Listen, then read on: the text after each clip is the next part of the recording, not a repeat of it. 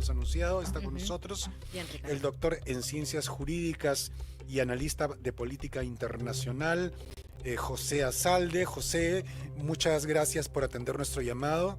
Doctor, buenas noches. Hola, ¿qué tal? ¿Cómo están? Igualmente, gracias por la invitación. Bueno, empecemos entonces, gracias a ti por haber aceptado la invitación, y empecemos entonces a hablar de lo siguiente. Ayer fue ungida finalmente, luego de varios días de participación de las máximas estrellas y líderes demócratas, Kamala Harris como candidata presidencial a los Estados Unidos. Y la verdad, según creo una encuesta que vi, no sé, importante, eh, aventajaba por muchos puntos a Donald Trump. Pero se suele olvidar que después de una convención, ya sea demócrata o republicana, eh, de alguna manera siempre suben el candidato por la efervescencia misma digamos, de la convención, ¿no? Entonces lo mismo pasó con Trump cuando fue la convención, digamos, también fue apoteósica y subió varios puntos en las encuestas. ¿Qué explicaría, si no eso, el hecho de que de pronto Kamala Harris aparezca como una posible favorita a la Casa Blanca? Bueno, si los demócratas han invertido casi todo su capital político en esta convención, evidentemente tenía que tener algún resultado positivo. Han hablado los Clinton, han hablado los Obama, estuvo la señorita Alexandria Ocasio-Cortez, la nueva estrella joven del Partido Demócrata. A ver, ellos han invertido, creo, bastante capital político para que esta convención sea exitosa. Lo que veo más bien es que ha habido muchas estrellas, muchas farándulas. Hay una suerte de discurso sentimentalista que implican su gestión y que intentan contraponer a una visión más bien donde posiblemente predomine el odio, la cólera y el enojo, que es lo que estaría representando el candidato opositor, el señor Trump, ¿no? Daría la imagen de que los demócratas son más divertidos, más interesantes, más fashion, ¿no? Más buena onda, digamos. Y los republicanos son fachos, aburridos y malos, además, ¿no? Pero acá lo importante es preguntarnos, realmente, la señora Harris, que actualmente es vicepresidenta, ¿va a cambiar algo cuando sea presidenta? Ella tiene en este momento poder político. La pregunta es, ¿qué ha hecho hasta ahora?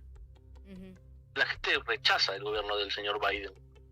Es más, muchos consideran que hay una suerte de farsa y que el que estaría gobernando no es Biden, sino habría detrás un poder oculto, dado que Biden es un señor que tiene, o evidenciado, tener ciertas limitaciones, es una persona que está desorientada.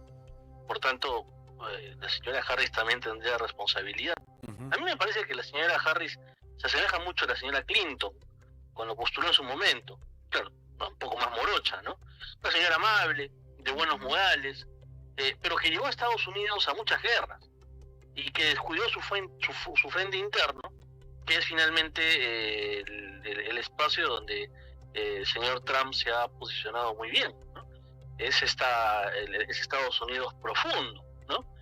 La mayoría silenciosa, como le llamaba Nixon. A mí me gustaría abordar, doctora Azalde, muy buenas noches, sobre lo que está ocurriendo en Venezuela, haciendo un paréntesis de lo que ha ocurrido también en la Convención Nacional Demócrata, ya con esta nominación anunciada, ya se sabía que tenían los delegados y ya con esta oficialización finalmente, ¿no?, de estos días de larga jornada. Vamos a hablar de Venezuela ahora porque se ha ratificado esta victoria de Maduro, de Nicolás Maduro, por parte del Tribunal Supremo de Justicia de la Sala Electoral.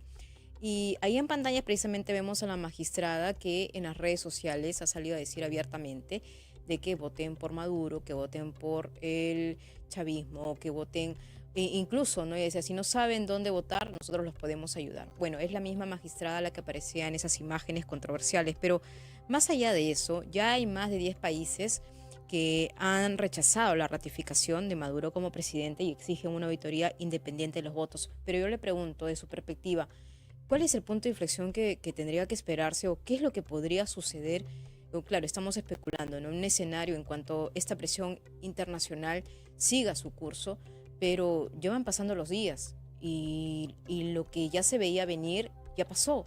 Es decir, que el Tribunal Supremo de Justicia diera esta rectificación. Entonces, ¿cuál es el análisis que usted le da a ese tema de Venezuela? ¿A dónde está yendo Venezuela? ¿Y qué otros puntos también podrían gestarse alrededor de esa presión internacional? ¿Y cuál es el respaldo que tiene María Corina Machado? Claro, en realidad nosotros lo que tenemos que hacer es tratar de que eso que tú denominas como especulación pueda ser una suerte de análisis, de prospección, que tenga algún tipo de fundamento fáctico a partir de hechos sociales o a partir de la propia historia, ¿no? Tratar, digamos, de generar escenarios de lo que podría pasar en Venezuela. Eso es lo que estamos haciendo o intentamos hacer en estos casos. Yo lo que creo es que la oposición venezolana ha sido valiente, pero también bastante ingenua y hasta cándida. No se ha dimensionado que se están enfrentando a un gobierno revolucionario de izquierda. Es decir, para todos los efectos, Venezuela en este momento se asemeja más a Cuba. Y es más, los cubanos, la inteligencia cubana ha asesorado por muchos años tanto a Chávez como a Maduro. A Chávez luego del intento de golpe de Estado, de sacarlo del poder por unas horas y su retorno, Chávez reforzó la presencia de los cubanos en cuanto a la inteligencia y nuevamente, para todos los efectos, si habría que comparar a Venezuela con algún país, yo lo compararía con Cuba. Y por tanto, una revolución no se derrumba con votos, tampoco con desobediencia civil. Yo creo que lo que va a generar esta desobediencia civil va a ser más muertos, lamentablemente. Es un tipo de enfrentamiento de naturaleza distinta. Y creo que ha habido una gran ingenuidad. Y lo que queda hacer ahora es ver cómo se resuelve internamente estas actividades que vienen haciendo los opositores, muchos de ellos que están siendo encarcelados, y por otro lado cómo reaccionan los estados. Claro, a nivel de reconocimiento, pero tenemos también nuevamente el caso de Cuba, que tenemos un estado paria, pero siguen gobernando, sigue siendo una dictadura de partido único, sigue gobernando los Castro, finalmente. Usted, en este caso, doctor, Venezuela eventualmente podría... Doctor, ¿usted cree que Venezuela se podría podría ir a la realidad del partido único? Porque están promoviendo una ley que prohíbe partidos que ellos denominan fascistas o antirrevolucionarios. Y entonces uno piensa pues que son todos aquellos partidos que no tienen una afinidad con ellos, ¿no? Entonces es como en buena cuenta en la realidad es un partido único. ¿A eso van? Sí, o van a hacer lo que vienen haciendo, que es que también es un error de la oposición, y es crear una suerte de oposición funcional. Porque hay dentro de Venezuela hay partidos políticos, tenemos que decirlo con todas sus letras, incluso partidos políticos con historia, tradicionales, que un sector de ellos está apoyando a Maduro. Es decir, se presentan como opositores, pero luego apoyan, sostienen al régimen. Es más, puedo dar un ejemplo paradigmático en el caso de Acción Democrática. Hay un sector de Acción Democrática, histórico partido venezolano, que está en contra de Maduro. Hay dirigentes valientes que se enfrentan al régimen de Maduro, pero también hay muchos dirigentes, e incluso parte de la cúpula actual del partido, que, digamos, entra en connivencia con Maduro. Es increíble, ¿no? Es una oposición funcional. Claro. Pero eso es increíble en la medida que Chávez en su momento persiguió a Carlos Andrés Pérez. Así es. Y lo encarceló. El intento de golpe de Estado de fracasado de Hugo Chávez fue contra el presidente Carlos Andrés Pérez, en efecto. Fue un presidente de Acción Democrática en lo que fue el famoso pacto de punto fijo con Copey. Bueno, también me imagino debe haber un sector de Copey Yo hablo de Acción Democrática porque conozco la realidad, pero en el caso de Copey yo asumo también que deben haber sectores que aceptan esta connivencia con Maduro. Es una oposición. Esto también pasa en Bolivia. Ujú. En Bolivia hay gente que se pinta como opositor a Morales y De a Luis los Arce. albirros Ujú. de su movimiento y al Ujú. actual presidente, pero son funcionales.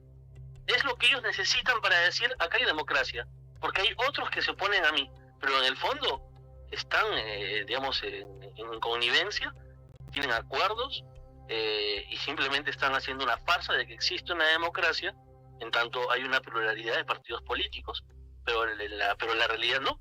Hay, digamos, un solo partido que, como ocurría en las antiguas dictaduras de los satélites de la Unión Soviética, Así es. donde sí habían partidos políticos de oposición, pero el partido comunista del país ganaba con el 95% Así de es. votos. Sí, eran épocas de los 80 y 90 que vivimos cuando éramos jóvenes, antes de que terminara la Guerra Fría. Bueno, le agradecemos mucho. Yo soy más joven que tú, mi estimado Ricardo, por favor. Ok, doctor. Doctor en Ciencias Jurídicas y analista de política internacional, José Azalde.